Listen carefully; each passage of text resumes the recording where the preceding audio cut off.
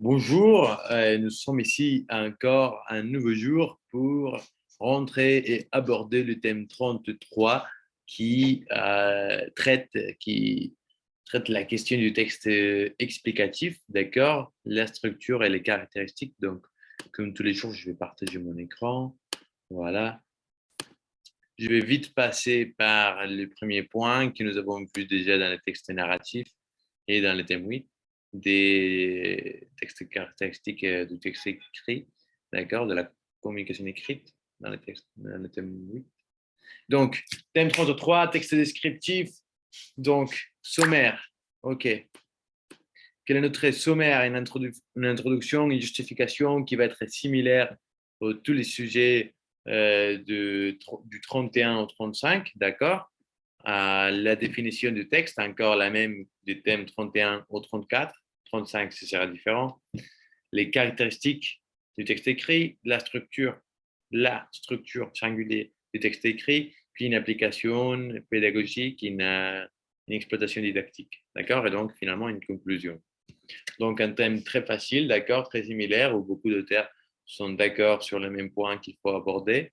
Donc, introduction et justification. Ce thème est totalement pertinent pour l'apprentissage et l'enseignement de la langue française, puisqu'il s'appuie sur la composante discursive et textuelle, plus concrètement sur les textes descriptifs et ses composantes et sa structure. Et puis, dans l'introduction, nous parlerons de l'essor des recherches sur les typologies textuelles, la linguistique textuelle, d'accord, à partir des années 60, même si, comme on verra après, la typologie textuelle du texte explicatif s'est vu un peu en retard par rapport aux autres typologies. Mais donc, il faudra aussi citer, nommer Jean-Michel Adam, qui en 1997 a écrit à propos des prototypes euh, et des typologies textuelles, d'accord? Donc, ça, je vais passer, d'accord, parce que c'est quelque chose qu'on a déjà vu. Je ne veux pas vous ennuyer. Je ne veux pas que ça soit trop long, d'accord? Ennuyer. Donc, les plans de l'organisation textuelle, des plans, d'accord, pragmatique et textuel. Dans la pragmatique, on a la visée locutoire, donc le but, pourquoi est-ce qu'on parle, qu'est-ce qu'on veut faire, promettre, voilà, je sais pas.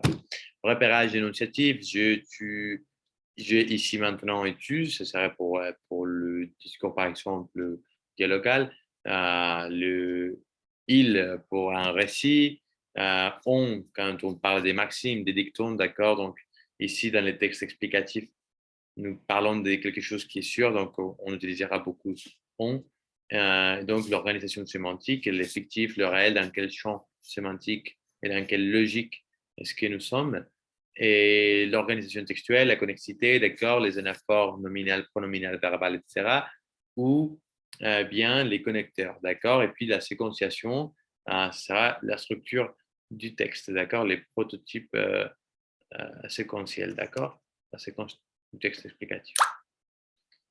Dans les caractéristiques, nous parlons d'abord de la définition. On pourrait aussi introduire ça dans l'introduction. Qu'est-ce qui est expliqué? C'est rendre compréhensible une opération, faire comprendre un problème. D'accord? Donc, nous avons deux définitions. Vous pouvez choisir laquelle vous voulez le plus. Donc, faire comprendre, d'accord, rendre compréhensible et une opération ou un problème. D'accord? Donc, c'est la même chose. Euh, c'est ça, on essaie d'expliquer quelque chose. Imaginez votre cours des maths, d'accord, quand le prof expliquait comment faire une opération. Il faudrait parler de la recherche tardive, d'accord, des revues comme Travaux ou Grise, qui était professeur et investigateur au Centre des recherches sémiologiques de Neuchâtel, a publié tout d'abord dans la revue Travaux, d'accord. Et puis sinon, on pourra aussi citer la revue Pratique où au numéro 151, on a trouvé les textes explicatifs et au numéro 58 à 1986 et 1988, respectivement, on parle des discours explicatifs. Et puis finalement, dans la revue Expliqué, dans le numéro 13 à 1990, on avait un colloque, d'accord, entre Jean-Michel Adam, Combette, Charol, et j'ai ici G.F. Maltré, d'accord, je peux vous donner votre nom, d'accord, donc Altré, pardon, Altré avec un H, Jean-François, j'imagine, Altré. D'accord? Donc, il faudrait alors mentionner les deux conditions qui se présentent lorsque on veut expliquer quelque chose. Il faut que les phénomènes que l'on explique, ce soit un phénomène, un fait inconstatable, d'accord? C'est un constat, ce n'est pas une opinion, d'accord? On n'explique pas une opinion, on l'argumente. Et puis, donc,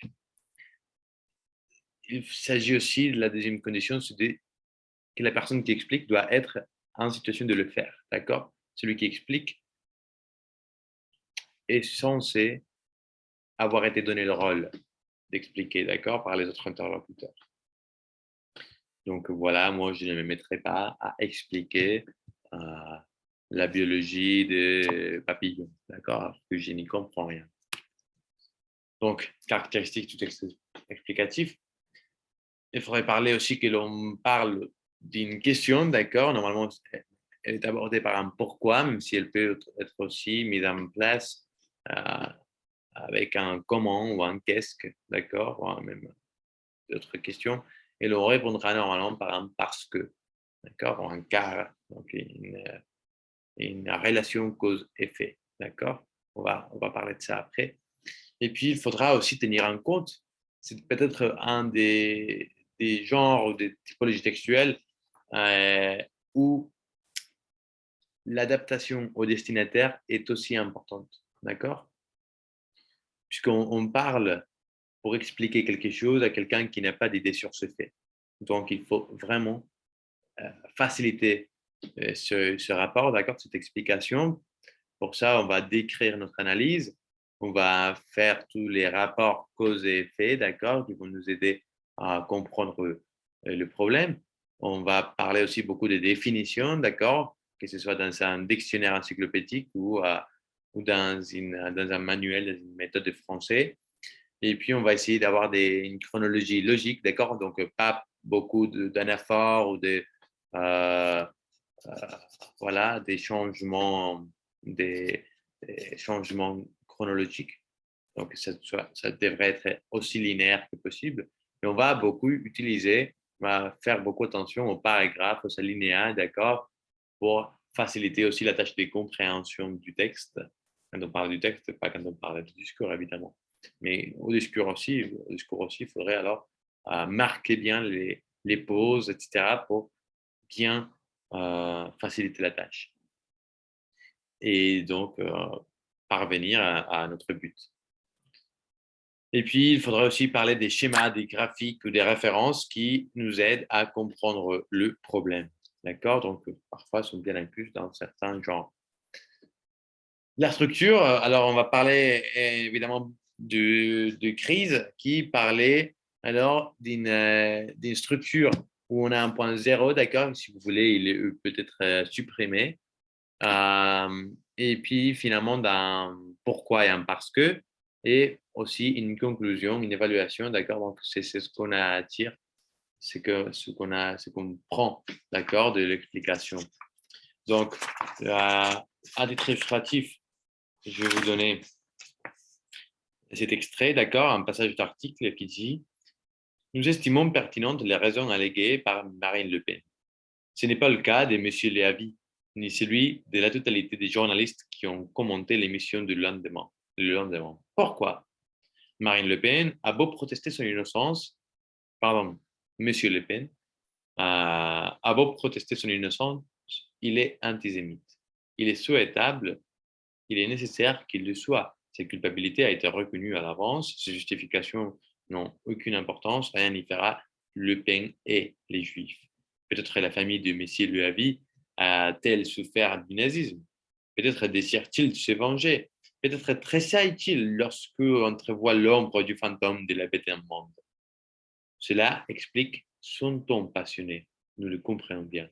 D'accord? Donc, on trouve d'abord la première phrase qui est la schématisation initiale, d'accord, jusqu'à pourquoi. Puis, le pourquoi, d'accord, qui va donc marquer bien par pourquoi. Et puis, finalement, l'explication qui termine alors avec Cela explique son ton passionné. Et finalement, dans la dernière partie, serait l'évaluation ou la conclusion qui dit nous les comprenons bien. D'accord.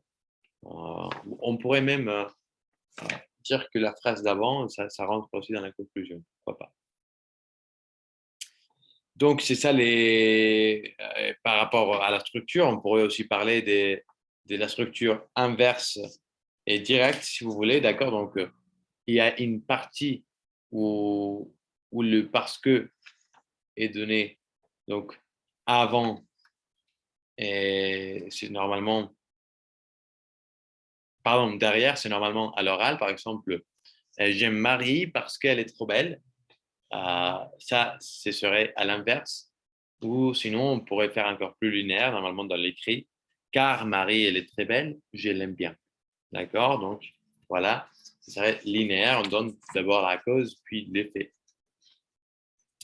Et puis, dans un exemple pédagogique, on pourrait parler des trois activités. Donc, d'abord, une phase de repérage où l'on trouve les causes, les problèmes, les solutions et les conclusions. D'accord. On pourrait aussi parler d'un texte qui manque enfin, un paragraphe et les élèves devraient choisir le paragraphe de la conclusion, etc., de la solution, des raisons principales, secondaires.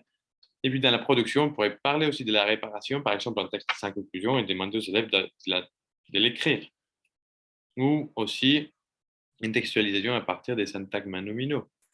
Et puis finalement, une fois que ces activités sont faites, on pourrait passer à la production libre et nous, en tant que prof, nous devrions évaluer ça à partir d'une grille pour être aussi objectif que possible. Cette grille devrait être connue par les apprenants à l'avance. Et puis finalement, la conclusion, la compétence en langue maternelle discursive et textuelle va aider nos élèves à comprendre les textes et les discours de différentes typologies textuelles. C'est pourquoi ils peuvent tirer les éléments et les compétences qu'ils ont en langue maternelle et les mettre en œuvre dans la langue étrangère. Et puis, il faudra aussi remarquer le rôle de l'explication en cours, qui est très importante, puisque on comprend que nous sommes profs et que nous allons expliquer, ou sinon dans la classe inversée, ce sont les élèves qui vont expliquer.